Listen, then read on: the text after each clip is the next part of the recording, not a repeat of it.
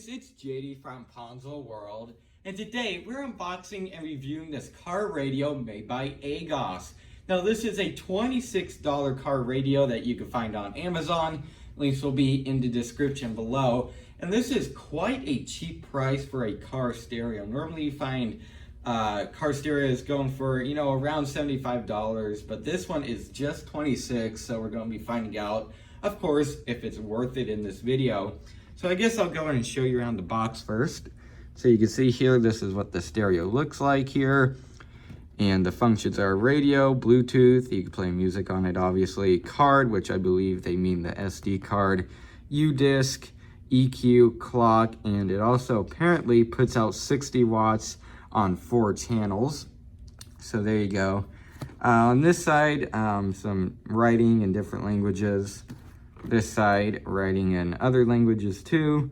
A label there if you want to look at that. And then the same thing on the other side. Now I did notice that this box has 2 model numbers on it, 523 and 522. I don't know which one is in here. I believe they're supposed to mark it on the box, but they didn't. So I don't really think there's much of a difference either in it, but I guess we'll see. And yeah, so let's go and get into this. So I have to pull here. And can't really get my finger in that. So get the screwdriver and pull that out.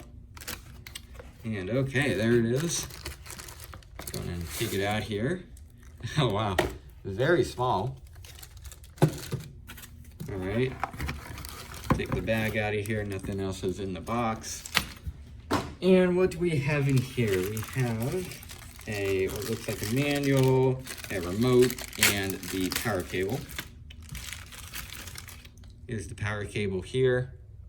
Then you would normally wire this into your stock wiring harness on your car, which in this case, we're not going to be putting this in a car for this video. We're just going to be wiring up to a power supply and hooking up some bookshelf speakers to it. We're going to be doing it that way. But it'll basically be kind of the same for your car. What's this? I believe this is I think they call this a key. I don't really know how you're supposed to use it on this, but I guess we'll see. And it comes with 2 of them. And then here we have the instruction manual, and then also the little remote here. Take this out. There you go, cute little thing. See, power button and some other functions. All right, let's go ahead and put this back in its little package. And what, I'll just do that off camera. Set this all off to the side, and we'll go ahead and take the radio out of its package.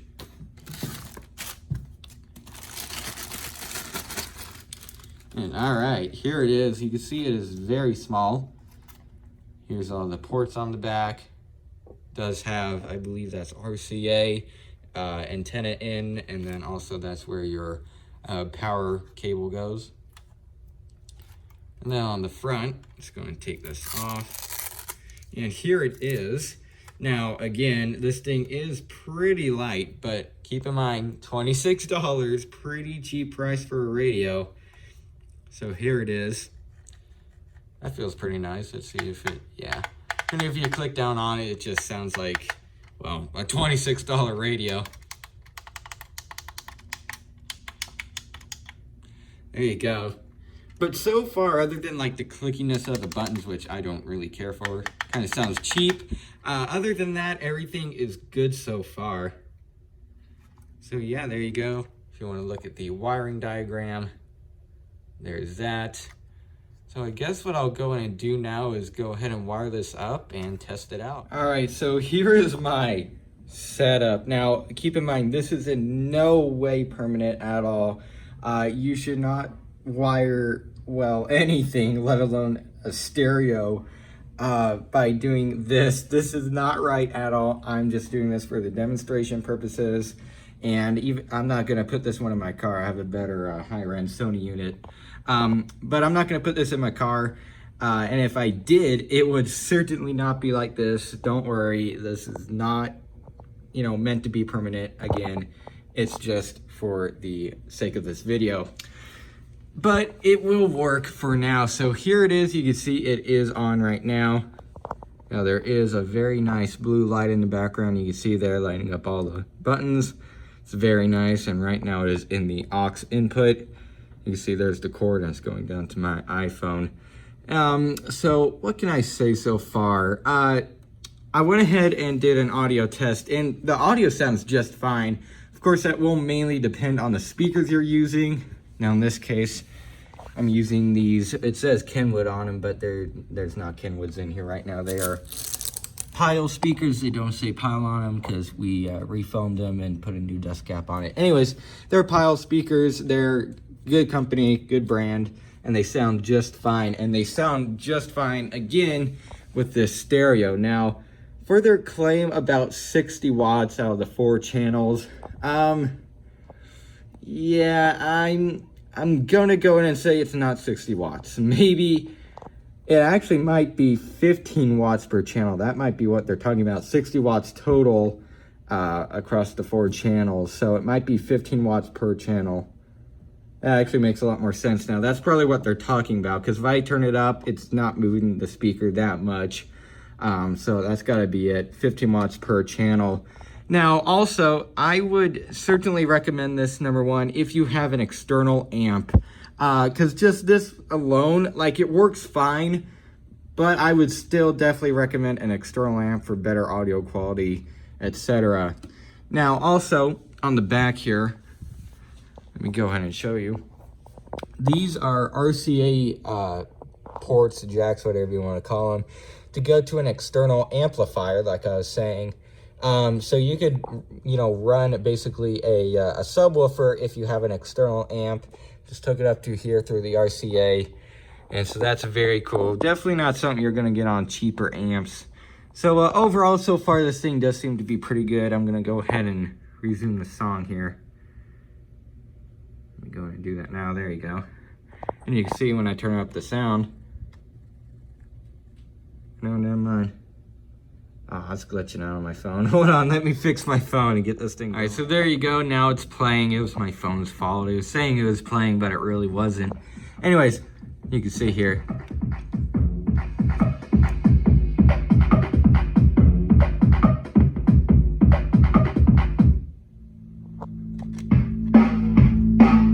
Now the max volume that this thing goes is 63. You can see here.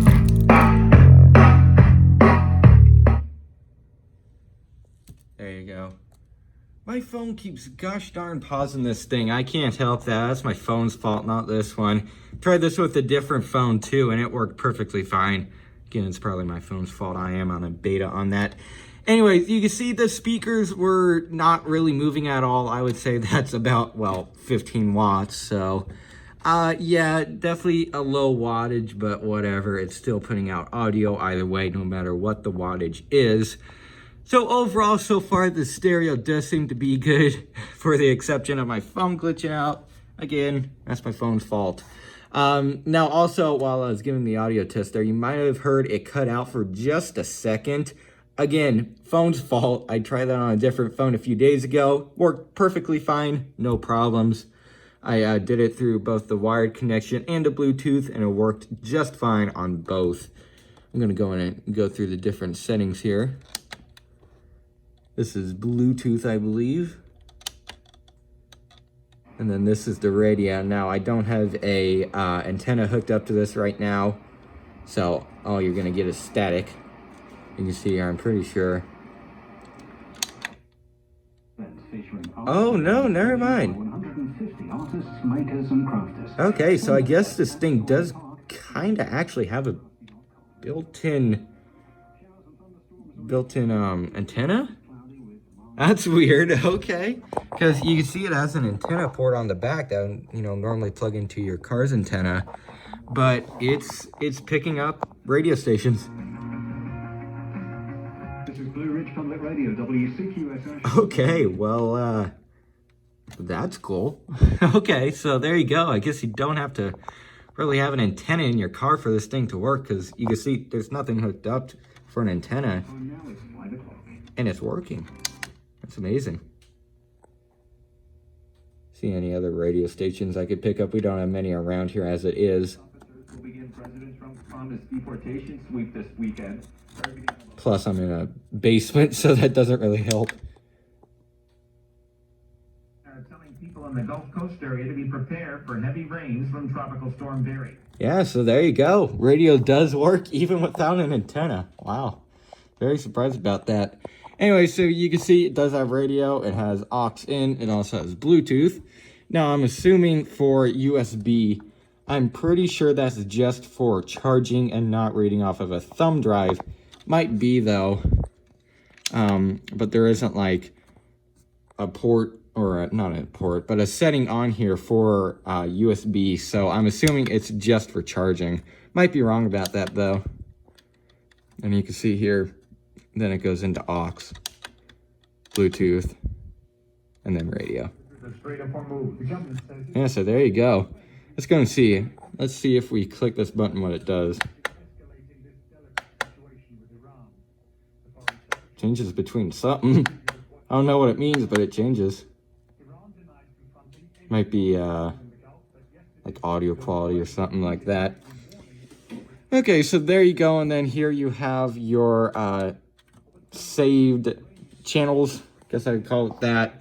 Presets, yeah. So you can see if we want to change, or if we want to save like this radio station, save it to here, and then another radio station, you save it to here. And then if you click on this one from another radio station, it will go to this station that you saved on that button. Mute. Yep, muted it. There you go. And then this is, in this case, I'm on a radio right now, radio station, so it's gonna go back to search for more stations, but forward goes forward then to look for more stations. Yep, so there you go. And then this, I believe, is to pick up a call. Pretty sure that's what it is, because it does have a phone icon on it. You can see there. And then CLK, I believe that's for the time. Maybe? I don't know. Pretty sure that's for the time. Yeah, I'm 99% sure that's just for it to go to the time. So there you go. And then I guess I'll also show the remote here. Here's the remote. You can see it has a power button, mute, mode. I believe that's to change between aux and Bluetooth. Yep, sure enough. There you go. And then this is pause, number 2. Or no, this is to change in between the presets here. And then we also have loud, which I believe just basically boosts the volume. Yeah, that's what it is. And then we also have EQ here, which I tested out the EQ, and well, it works. Doesn't sound the greatest though. I would definitely, for this, I would just leave the EQ to off, because all the other EQs, they just don't sound the greatest. And then we have some other controls here, volume up, volume down.